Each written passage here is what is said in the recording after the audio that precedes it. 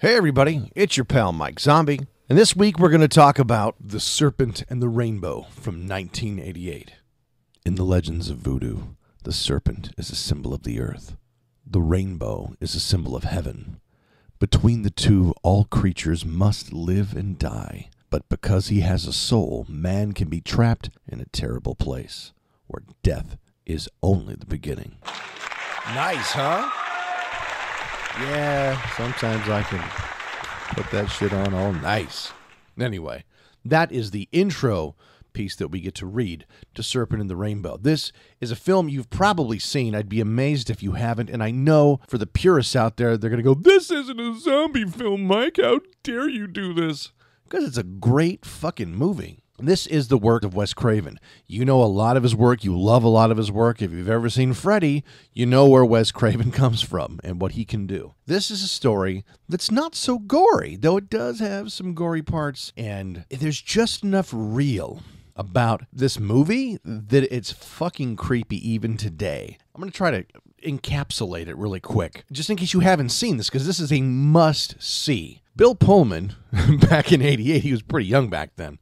Bill Pullman is a doctor, and he specializes in the acquisition of rare herbs and from the middle of nowhere, like the Amazon. He's kind of the Indiana Jones of doctors, to where pharmaceutical companies will say, you know, hey, we hear there's a cure for 9 Mile fever somewhere up in this mountain in Yemen. Can you go get it? Yeah, he's the guy they send in to get the shit. So he's got a good track record of that, and they kind of established that. Now, later on, after some crazy shit goes down where he's with one guy with in somewhere, I believe in South America, he's with like a medicine man, I guess you would call it, for that area.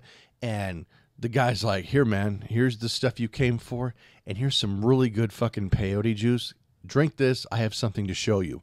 And Bill Pullman's like, "Yeah, whatever." Drinks it, hits the fucking deck out cold, comes to, he's playing with a leopard and just doing crazy shit. But he sees the medicine man turn into the craziest, creepiest fucking Haitian black voodoo. And by black voodoo, folks, I'm not talking, I know I said Haitian and black together. Guess what?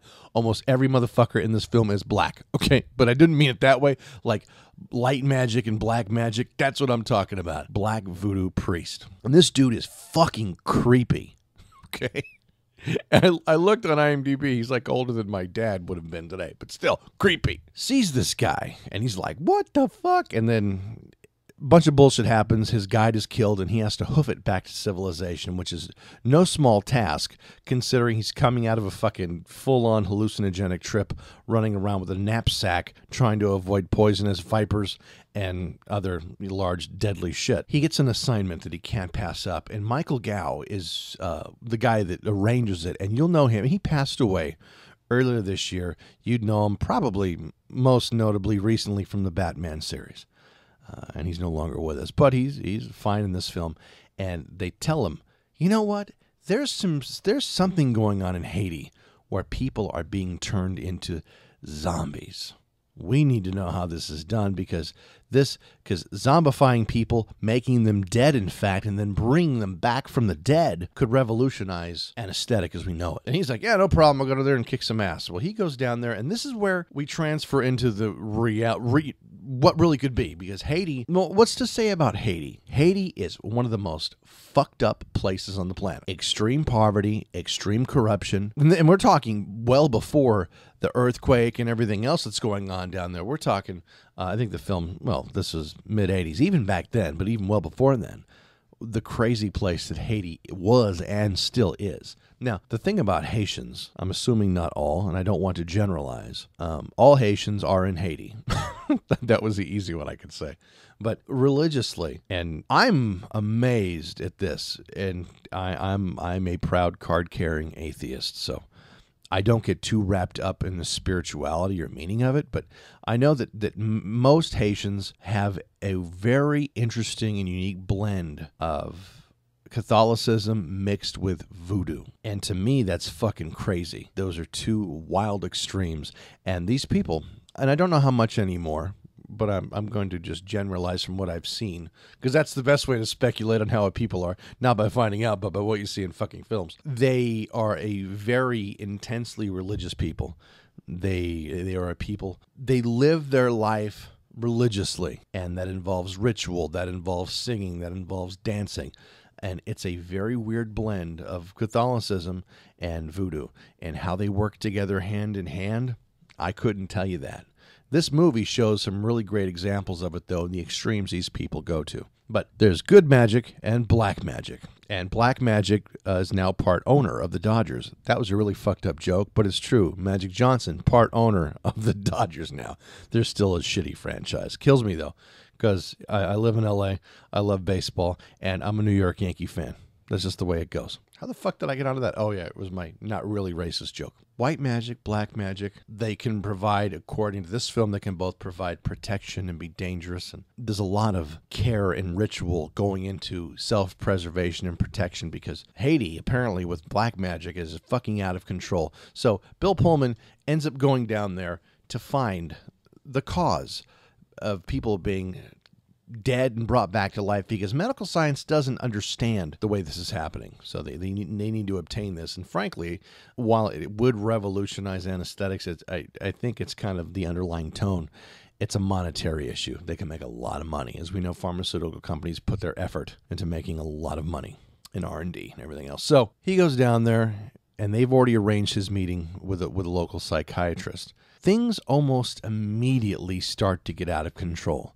We feel a little bit unbalanced because this world and the things we see from the very beginning are so incredibly different from any other way of life, be it American, European, it doesn't matter. Anywhere in the world, you would go to Haiti and see what Bill Pullman sees, and immediately not just feel maybe alone and isolated, but maybe nervous and maybe even frightened about not understanding how this culture is, and afraid almost to be swallowed up by something so foreign and distressing to you. But in the movie, we see people everywhere are doing just rituals outside, walking around, carrying candles, carrying pictures, burnt offerings, a lot of blood, both animal and human, and incantations and power.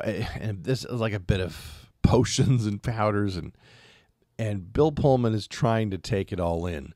They find the guy that they're looking for because he was dead and brought back, and he's fucking crazy. He's very disturbed. Kind of reminds me of Kramer from Seinfeld. You know what I mean? Kind of spazzy and kind of there but not there. And the movie just becomes a cycle of him being threatened and pushed out of the country by the evil priest. And he's got a lot of people on his side. The good priest, a bunch of other people. Everybody either wants to protect him or take his money. And it's tough for, in this film anyway, for a white man from the West with a wad of cash in his pocket to get what he needs, because everybody wants to get something from him and other people want to exclude him entirely. Now, the dark priest is not only like the main bad guy for all of this area, he's also with the police, and he's almost like the governor. It's kind of weird. And he is a freaky guy. And he's constantly fucking with Bill Pullman. And I really don't want to give too much of this away in case you haven't seen it. But the way this works is it's a powder. It's almost a dust that is absorbed through the skin, and within a matter of minutes, it basically gets to your bloodstream, gets to your brain, and shuts down several parts of your brain to where you almost become dead. You have no heartbeat. There's no pulse. I mean, there's no breathing. There's no real brain waves they can see. And you are completely unresponsive to pain, to everything. You can't talk. You can't move. You can't breathe. You're dead. About 12 hours later, you come out of it. And looking online, apparently this is based partially on a true story, and I don't know what that is, and I didn't do my research, but they did mention a chemical that I looked up, and it's related to the poison that, say, a pufferfish has, and a certain type of octopi and other things.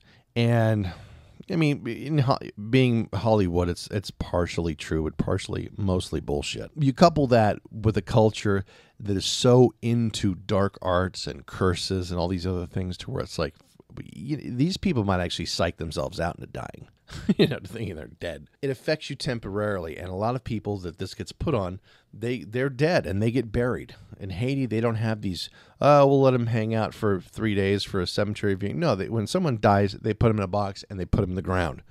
And a lot of times these people revive 6 feet down in a nailed box covered in dirt and either claw themselves, their hands to stubs, to bloody stubs trying to get out or whatever.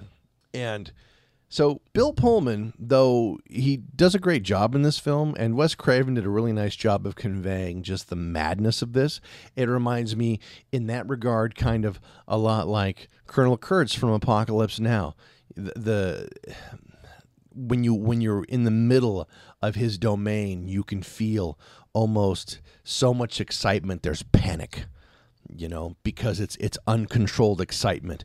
These people around me are doing crazy things.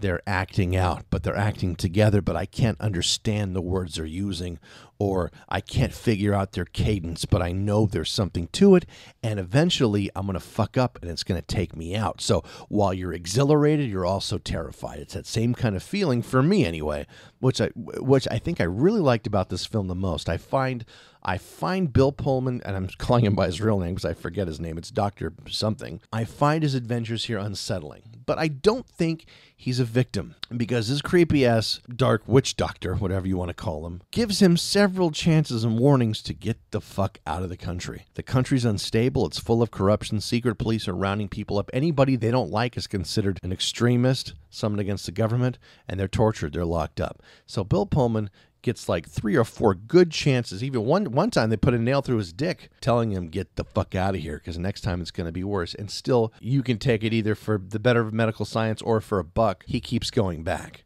So I don't feel sorry for him. I mean, it goes from, I think all throughout the film, I didn't feel sorry for him. It was like he is disobeying the clear, you get the shit beat out of you. A guy puts a fucking penny nail through your dick into a chair. If you don't feel motivated to leave, then guess what? You get what's coming to you.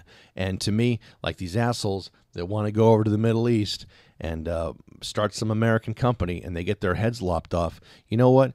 I think George Carlin said it best. Fuck them. You shouldn't have been there. You knew better. You're not welcome, So I didn't feel that sorry for Bill Pullman in this, but it is a great story that is, I think, basically great because a lot of it's rooted in the truth as far as the way these people, at least in the past, lived. And what happens? What becomes of him? What becomes of how do we make this powder? What's in it? What happens to the person that teaches it to him? What happens to the good priest? What happens to the bad priest? All kinds of neat stuff. So, fuck it, I'm done. I just finished watching this again 5 minutes ago. Just thought I'd throw this together really quick because it is a really good film. And I will say one of my favorite things from Wes Craven. Watch this film. It's really good. And it's creepy to me. Even after all this time, even knowing it's just a film, it's still creepy. And I like the creep factor. Yeah, I know it's not full of real zombies, but you know what? These guys die and come back. So I think I can squeak it in on Dead and Loving It. I'm not even fucking around. This is a buy. This is a great film. Borrow it if someone has it. You'll probably want to buy it for yourself. It's low tech, low effects, creepy as fuck from 1988. Serpent in the Rainbow. And that's all we have for this week. I don't know what I've got for next week. I'll go back and do a regular zombie film next week. I've been wanting to see this again for a couple of weeks, so I figured I'd squeak it in. Anyway, all right, guys, have a good weekend. We will talk again.